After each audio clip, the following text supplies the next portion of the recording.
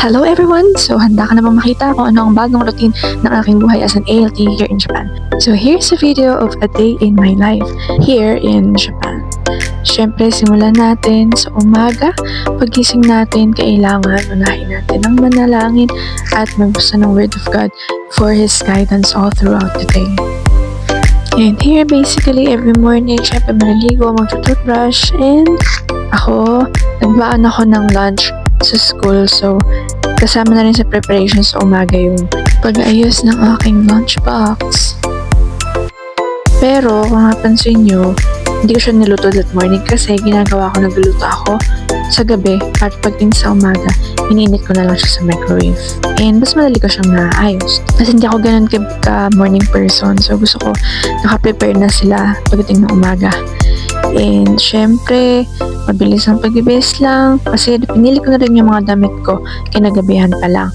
At di mawawala ang pagme-makeup pero very light lang kasi dito sa Japan, ayaw nila, lalo kapag teacher ka, dapat light lang yung makeup mo. Actually, marami naman talaga sa kanila napansin ko wala talagang makeup. Paladisyon lang ako.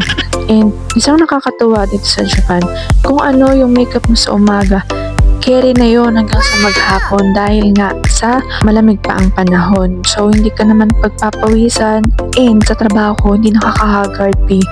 Kaya ayun, carry na yung makeup from morning till afternoon. So, diba parang get ready with me lang ang atake. And yung mga makeup na binili ko sa Pilipinas pa yun galing kasi medyo expensive dito yung mga makeup. So, ayan, very light lang ang ating makeup unlike sa Pinas.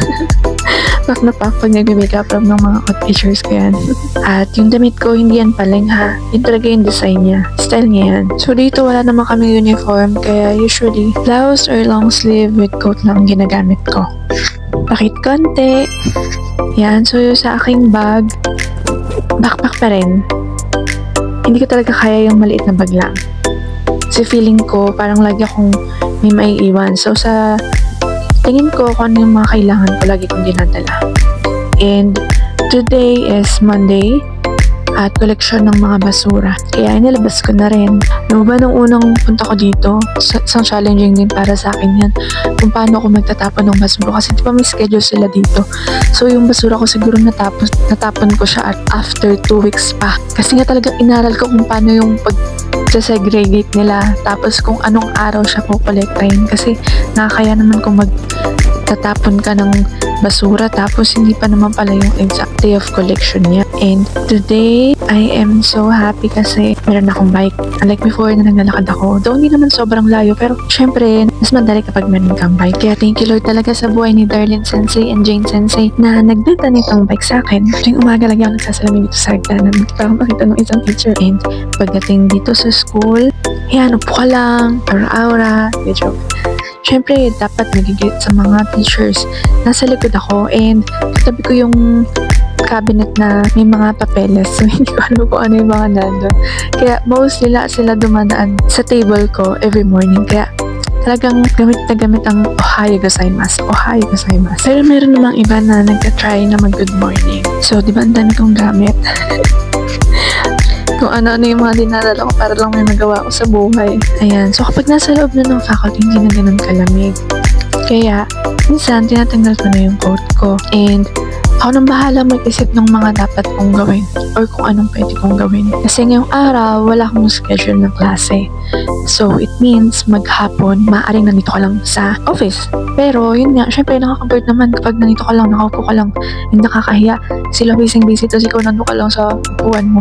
Kaya ako, ang ginagawa ko, naghahanap ako ng mga libro na pwede kong basahin. Nagdala din ako ng Japanese book na prinint ko sa Pinas at ginagamit ko yun dito para mag-aral ng hiragana and katakana. Meron ding available na laptop na pinapagamit sa akin kaya minsan nakakapag-edit ako ng mga videos. Tapos kapag nagutom ka, anytime pwede kang kumain.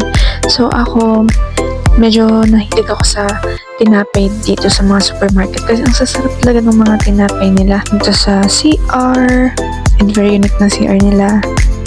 So ganyan lang. Minsan lang ako lumabas ng office para mag-CR.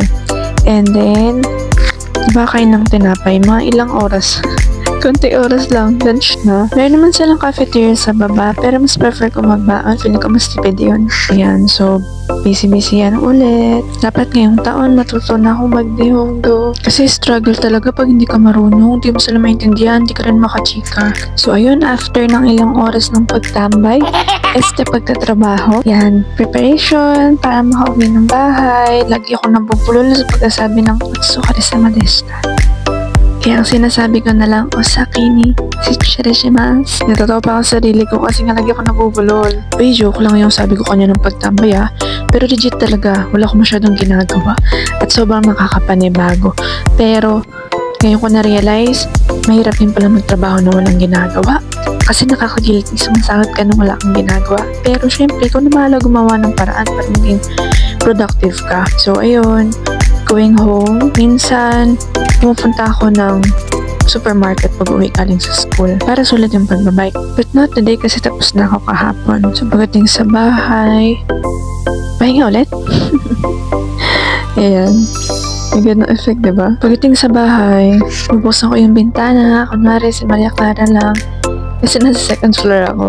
So, silip-silip mo na sa labas. And then, mag-aayos ng mga gamit. Kung may mga naiwan akong kalat bago ako pumasok sa umaga. Tapos, ewan ko ba pagdating ng hapon, nagugutom ako. Oo nga pala, kung ayaw mo lumaki yung tiyan mo, huwag kang mag-apply dito sa Japan. Kasi ang sarap ng mga pagkain. Tapos, wala pa masyadong ginagawa. Feeling ko lalaki yung tiyan ko dito. And nawa, tumaba. Tsaka ako, nagme-merienda. Minsan, kapag nag-merienda ako, it's either nanonood ako ng mga video, o kaya naman, ka-video call ko sila na sa bahay.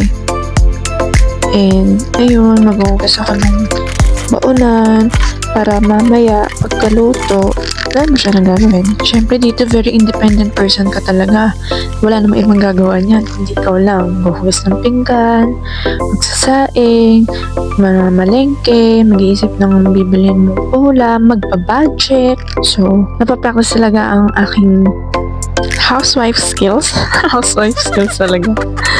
Siyempre, practice sa ating pagiging independent person. And that's part of growing up. So, dito sa Japan, kung ano yung mga ulam na na-invento ko. Though, marunong naman ako, pero hindi ako ganun kagaling. Pero, so far, masarap naman yung mga naluluto ko, kaya nakaka-survive pa rin. Yung ulam ko ngayon ay munggo na merong toge. Ang galing ng toge nila dito, ang lalaki. Sa Pilipinas kasi mga cute size. Pero ito healthy. After kong magluto, maliligo, pagkatapos kong maligo, tsaka pala ako kakain kasi meron akong nabasa, sabi, dapat daw ay hindi naliligo kapag busog. Kaya ganun yung ginagawa ko, naliligo muna ako bago ako kumain. Naka-fast forward lang yan pero mabagat talaga ang kumain. Pagkatapos niyan, tsaka ako maghugas ng pinggan, magtututbrush at nag-prepare ng susuotin ko bukas. After noon, magbabasa at matutulog. Parang simple lang, diba? Kaya marami kang time dito na gumawa ng mga hobbies mo. So that's my life as an LT here in Japan. Shalom!